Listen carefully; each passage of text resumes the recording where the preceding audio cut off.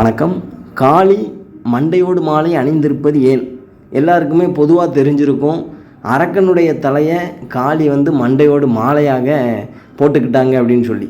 காளியுடைய அவதாரத்தில் காளி தேவிக்கு மண்டையோட்டு மாலை கிடையாது. காளி ஒரு மிகப்பெரிய தோற்றத்தில் அவதாரம் எடுத்திருக்கிறாள். மகிஷாசூரன்னு சொல்லக்கூடிய அந்த சூரனை சம்ஹாரம் செய்வதற்காக. அந்த சூரனை சம்ஹாரம் செய்யும் தருணத்தில் ஒரு சூரன் 1000 சூரனாக 1,00,000 சூரனாக மாறி மாறி பிறந்துக்கிட்டே இருக்கும்போது தான் காளி அப்படி தன்னுடைய விஸ்வரூபத்தில் அத்தனை சூரனையும் அழித்தெறிந்து அந்த வெற்றி கொண்டாட்டத்தில் அவனுடைய தலைகளை எடுத்து மாலையாக போட்டுக்கிட்டான். காளி தன்னுடைய வாளால் வீழ்த்திய அந்த சூரனின் தலையை எடுத்து மாலையாக போட்டுக்கிட்டான். அது நாளடைவில் மண்டையோட்டு மாலையாக மாறிடுச்சு. பொதுவாக நீங்கள் காளி படங்கள்லாம் பாருங்கள், காளி தேவிக்கு மண்டையோட்டு மாலை போட்ட மாதிரியான காளி படங்கள் இருக்காது. மனித தலையை மாலையாக காளி தேவி அணிந்திருப்பது போல தான் காளி படங்களில் இருக்கும். நாளடைவில் அது மனித தலையை மாலையாக போட்ட அந்த ரூபம் மாறி மண்டையோட்டு மாலையை காளி அணிந்திருக்கிறாள் அப்படிங்கிற மாதிரி வந்துடுச்சு. காளியுடைய அவதாரத்தில் காளி மண்டையோட்டு மாலை இல்லாமல் தான் அவதரிச்சிருக்கிறாள்.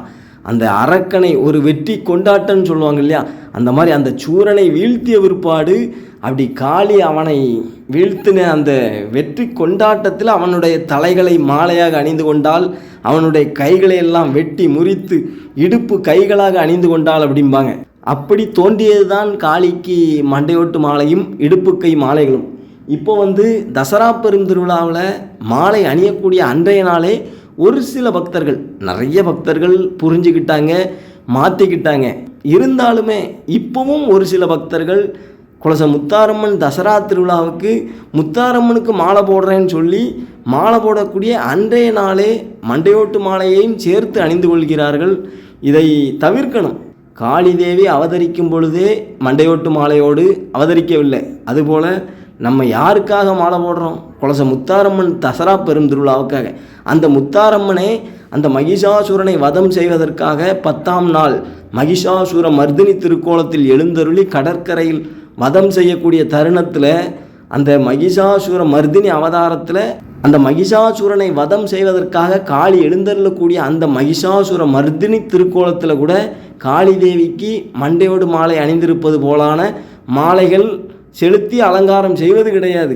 இதையெல்லாம் பக்தர்கள் புரிந்து கொண்டு தசரா பெரும் திருவிழாவில் விரதத்தை ஆரம்பிக்கும் பொழுதே மண்டையோட்டு மாலை அணிவதை தவிர்க்கணும். மண்டையோட்டு மாலை அப்படிங்கிறது அந்த காளி தேவியினுடைய வேடம் அணியக்கூடிய தருணத்தில் அணிய வேண்டியது தான். அதுதான் முறை, அதுதான் சரியானதாக இருக்கும். அதனால் மண்டையோட்டு மாலை அணிவது பெருமை அல்லது பெரிய காளின்னு சொன்னால் மண்டையோட்டு மாலை அணியணும் அல்ல கம்பீரமாக இருக்கும் அப்படிங்கிறது கிடையாது. அதனால் பக்தர்கள் புரிந்து கொண்டு மண்டையோடு மாலை அணிவதை விரத காலங்களில் தவிர்த்து கொள்ளுங்கள். வேடத்திற்கு அணியுங்கள். வேடத்தை கலத்தும் பொழுது அந்த மண்டையோட்டு மாலையும் கலத்தி வச்சிடணும் அப்படிங்கிறது ரொம்ப ரொம்ப சிறப்பானதாக இருக்கும். பக்தர்கள் புரிந்து கொண்டு மாற்றிக்கொள்ளுங்கள். நல்லதே நடக்கும். நன்றி, வணக்கம். இனிய தமிழோடு உங்கள் சிவா.